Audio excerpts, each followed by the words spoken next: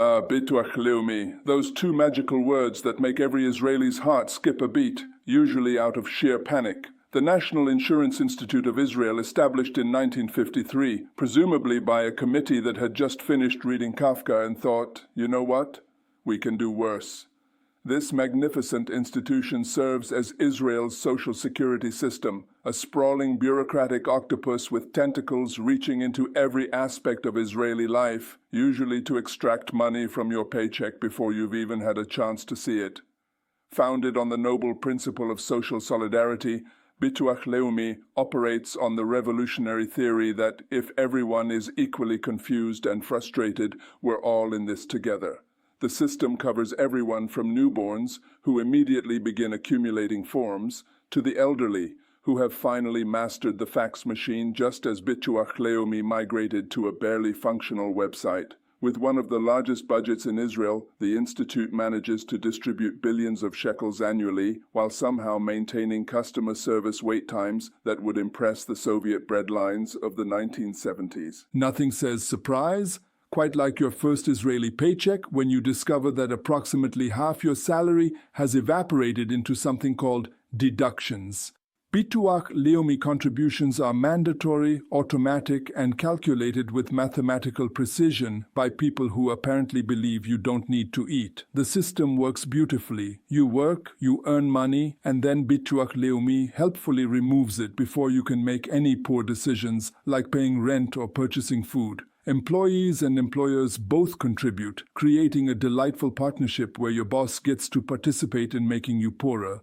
Self-employed individuals get the special privilege of paying both portions themselves because nothing says entrepreneurial spirit like writing checks to the government for the crime of working for yourself. The contribution rates are adjusted annually, always upward, following the iron law of bureaucracy that states, more is never enough. There's a maximum income ceiling for contributions, which theoretically means high earners eventually stop paying more, though this ceiling mysteriously rises faster than actual wages. The best part? You're contributing to a pension system that by the time you retire will either be bankrupt or paying benefits equivalent to one hummus plate per month. But don't worry, the solidarity you're demonstrating is its own reward, or so they tell you while reaching deeper into your pocket. Congratulations, you're pregnant. Time to embark on a magical journey through Bituach Leumi's maternity department, where the miracle of life meets the miracle of paperwork. Israeli women are entitled to 15 weeks of maternity leave, which sounds generous until you realize this includes the time you're actually giving birth, recovering from major abdominal surgery if you had a C-section, and learning to function on 2 hours of sleep. The payment is based on your average salary, assuming you can prove you were actually employed, with pay stubs, a notarized letter from your employer, 3-character witnesses, and possibly a sworn affidavit from your gynecologist. Fathers get 6 whole days of paternity leave because apparently Israeli lawmakers believe babies only need their fathers for slightly less than 1 week before reverting to single-parent households. The children's allowance provides monthly payments for each child, with the amount per child decreasing as you have more children, because obviously the 4th child eats less than the 1st. The application process is straightforward. Simply navigate a website designed by someone who clearly hates families, upload documents in formats that won't be specified until after you've uploaded the wrong ones, and wait. The waiting is particularly special as you'll be placed on hold listening to music that sounds like it was composed specifically to induce contractions, but eventually, after your baby has learned to walk, your payment will arrive, and you'll experience the profound satisfaction of knowing you've successfully reproduced within a bureaucratic framework. Lost your job? Excellent. Now you can experience the unique pleasure of proving to Bituach Leumi that you're not just a lazy person who decided to stop working for fun. To qualify for unemployment benefits, you must have worked for at least 12 months, because if you were only unemployed after 11 months of work, clearly you're not really committed to this whole having a job thing. The benefit amount is calculated with a complex formula involving your previous salary, the phases of the moon, and how convincingly you can cry during your interview with the unemployment officer. You'll receive a percentage of your former income, carefully calibrated to be just enough to not starve but insufficient to maintain your previous lifestyle, creating the perfect motivational cocktail of desperation and humiliation. Recipients must register with the Employment Service and prove they're actively seeking work, which involves attending workshops on writing CVs, as if the problem is that you don't know how to format a document, and interviewing for positions you're wildly overqualified or underqualified for just to check boxes. The Employment Service will helpfully suggest jobs completely unrelated to your field because a former software engineer is clearly a perfect fit for agricultural work in the Negev. Benefits last for a limited period, after which you're expected to have pulled yourself up by your bootstraps, found employment, or learned to photosynthesize. The vocational training programs offer the opportunity to learn new skills that may or may not be relevant in the current job market, but will definitely fill time and make statistics look better. Special programs exist for various populations, each with its own unique brand of bureaucratic requirements, ensuring equal opportunity confusion for all. Think having a disability is challenging? Wait until you try proving it to Bituach Leumi. The disability benefits system operates on the philosophical principle that visible suffering isn't sufficient. You must also suffer bureaucratically. To qualify, you'll need to demonstrate that your earning capacity has been reduced, preferably through a combination of medical documentation, employer statements, photographs of you attempting basic tasks, and possibly an interpretive dance expressing your limitations. The Bituach Leumi physicians, who apparently graduated from the Everyone's Faking It School of Medicine, will examine you with the skepticism of detectives investigating a murder. The degree of disability is expressed as a percentage, calculated through mysterious means that seem to involve dartboards and coin flips as much as actual medical science. A 50% disability means you're half a person, functionally speaking, which Bituach Leumi interprets as meaning you should receive half-hearted support. Work-related injuries receive more generous benefits, creating the perverse incentive to ensure all your disabilities occur on company time. The application process requires you to attend multiple appointments, often requiring travel that directly contradicts your claimed mobility limitations. If you can get to the appointment, clearly you're fine. The appeals process offers the opportunity to be rejected multiple times by increasingly senior officials, each maintaining the institutional conviction that you're probably exaggerating. Meanwhile, you'll wait months or years for decisions, during which time you're expected to survive on hope and the kindness of relatives. But eventually, if the stars align and you've completed all the necessary rituals, you might receive a payment that almost covers 1/3 of your actual expenses, accompanied by a letter reminding you that you're welcome and should be grateful. After a lifetime of hard work and contributions, Israeli retirees can look forward to receiving a pension that provides approximately enough money to choose between medication and food. But not both. The old age pension system generously offers benefits starting at age 67 for men and somewhere between 62 and 65 for women, because gender equality in Israel means everyone gets to be poor in retirement, just at slightly different ages. The pension amount is calculated based on years of contributions and income levels, using a formula so complex that even actuaries need therapy after reviewing it. The basic pension provides a subsistence-level income, perfect for maintaining the modest lifestyle of someone living in 1953 when the system was designed. Most retirees supplement their Bituach Leumi pension with private savings, assuming they had any income left after contributions to save, or with financial support from their children, perpetuating the traditional Israeli family structure of adults living with their parents forever. The system includes provisions for purchasing back contribution years you missed, at rates that suggest Bituach Leumi believes time travel is a legitimate investment strategy.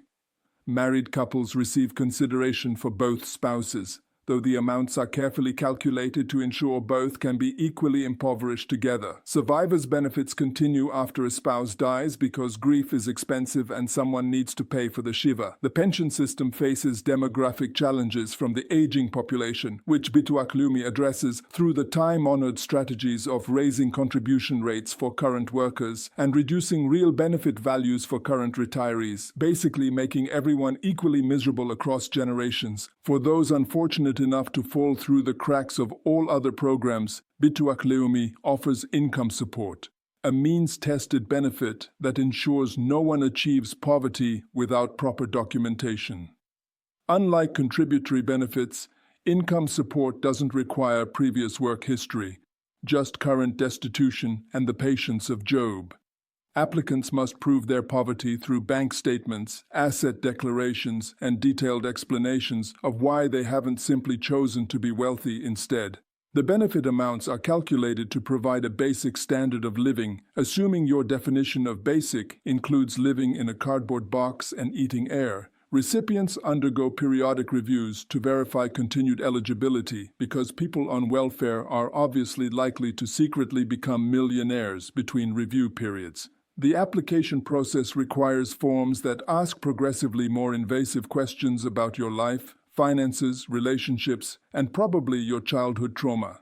Special supplements exist for heating, special diets, and other needs, each requiring separate applications and documentation because administrative efficiency is for the weak. The system includes work incentives designed to encourage employment, primarily by making benefits so inadequate that any job, no matter how exploitative, looks attractive by comparison. For elderly individuals whose pensions are insufficient, special supplements are available, requiring them to prove they're poor enough to deserve help, but not so poor that they've already died from malnutrition. The income support system reflects Israel's commitment to ensuring that accessing help is so difficult that only the truly desperate will persist, thereby reducing costs through administrative deterrence. The long-term care benefit, affectionately known as SICWI, provides payments to elderly and disabled individuals who need assistance with daily activities, assuming they can survive the assessment process.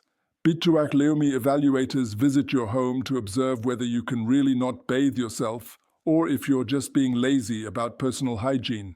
The benefit amount depends on your level of dependency, measured on a scale from slightly helpless to completely non-functional, with payments calibrated to be just insufficient for the actual level of care needed. Recipients can use the benefit to hire caregivers, often foreign workers who themselves are trapped in complicated visa situations, creating a beautiful cycle of bureaucratic suffering. Family members can be paid as caregivers, allowing you the dignity of employing your own children at below-market rates to help you use the toilet. Holocaust survivors receive enhanced benefits, representing the state's acknowledgement that surviving genocide doesn't exempt you from forms. The long-term care system faces pressure from demographic trends, specifically the inconvenient fact that people keep getting old and needing care, which nobody apparently anticipated when designing the system. Nursing homes and assisted living facilities cost far more than the SICWI benefit provides, creating the need for supplementary private funding, which most elderly Israelis have in abundance right next to their vacation homes in Monaco. The system beautifully balances the desire to support human dignity in aging with the fiscal reality that dignity is expensive and the government has other priorities. Israel's unique security situation means citizens can be called to reserve military duty at inconvenient moments, like when they have jobs, businesses, or lives. Bituach Leumi compensates reservists for lost income, using calculations that suggest military service is actually a fantastic money-making opportunity. Employers must pay salaries for some reserve days, after which Bituach Leumi takes over with payments based on your declared income and capped at amounts that assume reservists are independently wealthy. Self-employed reservists receive compensation based on reported income, creating interesting philosophical questions about whether they're defending a country or defending a quarterly revenue spreadsheet. The system requires extensive documentation proving you were actually in reserve duty and not just on an extended vacation in uniform. During wartime or extended operations, special provisions may provide additional support, recognizing that getting shot at deserves at least slightly better compensation. Employers can request reimbursement for salaries paid during reserve duty, leading to bureaucratic triangulation where money moves between employer, employee, Bituach Leumi, and back again in patterns that would confuse money launderers. The reserve duty compensation system reflects Israel's societal commitment to national defense while ensuring that defending the country comes with a significant personal financial sacrifice because patriotism shouldn't be too comfortable. Reservists return from service to discover their businesses have collapsed or clients have fled, but at least they received 70% of their regular income during the time they were in uniform, which should be enough to rebuild everything. Bituach Leumi operates through branch offices strategically located just far enough from public transportation to be inconvenient. Each branch features waiting rooms decorated in early despair style, with uncomfortable chairs designed to test your commitment to actually needing benefits. In recent years, the institution has digitized services through a website that works approximately 60% of the time, usually not when you need it. The website features intuitive navigation that assumes you already know where everything is and employs Hebrew bureaucratic terminology so obscure that native speakers need translators. Logging in requires a username, password, security questions answered only between 9 a.m. and 3 p.m., and possibly a blood oath. Once logged in, you can access forms that require documents you don't have, in formats that aren't specified, uploaded through an interface that crashes if you breathe wrong. Phone service offers the alternative experience of waiting on hold while listening to a recording that assures you your call is very important, which is why nobody will answer it. When you finally reach a representative, you'll discover you've been transferred to the wrong department and must start over. Customer service representatives are trained in the ancient art of saying, "I don't know," in 16 different ways, each equally unhelpful. The institution employs thousands of staff members, creating the impression of abundant resources while maintaining chronic understaffing in departments that actually interact with the public. Appeals processes exist for disputed decisions, allowing you the privilege of being rejected multiple times by increasingly senior officials who have perfected the art of bureaucratic stonewalling. Bituach Leumi faces exciting challenges that promise to make the system even more interesting in coming years. The aging population means more people will need benefits while fewer workers contribute, a mathematical problem that bureaucrats address by simply ignoring arithmetic. Rising poverty rates suggest current benefits are inadequate, which policymakers solve by expressing concern while cutting budgets. The gig economy and changing work patterns challenge traditional employment frameworks, which Bituach Leumi addresses by pretending it's still 1953 and everyone has a stable job with a single employer. Administrative reform efforts promise to improve service delivery through digital transformation, which so far means you can now be frustrated by both the website and the branch office simultaneously. Political debates about benefit levels involve passionate arguments between those who believe the social safety net should be minimally adequate and those who believe poverty builds character. Different population groups experience the system differently, with Arab citizens, ultra-Orthodox Jews, and new immigrants each enjoying their own special varieties of institutional confusion. International comparisons show that other countries have social security systems that actually work, but implementing their solutions would require admitting problems exist. Recent reforms have included raising retirement ages because if people work longer, they'll die before collecting pensions, reducing long-term costs. Looking forward, Bituach Leumi will likely continue its proud tradition of doing the minimum necessary while celebrating itself for existing at all, secure in the knowledge that nobody can opt out and everyone must participate in this magnificent social experiment in organized chaos. In the end, Bituach Leumi represents Israel's commitment to social solidarity through shared bureaucratic suffering. It's a system where everyone contributes reluctantly and receives benefits grudgingly, united in the common experience of forms, waiting, and existential frustration. The institution manages to be both essential and infuriating, providing vital services through mechanisms that seem designed to test your will to live. But like everything else in Israel, it somehow works. Not well, not efficiently, not conveniently, but it works, in the sense that money eventually flows from those who have it to those who need it, after passing through enough bureaucratic filters to ensure everyone involved is equally miserable. So embrace your relationship with Bituach Leumi, because whether you love it or hate it, you're stuck with it. And remember, your contributions are very important to them, even if you're not.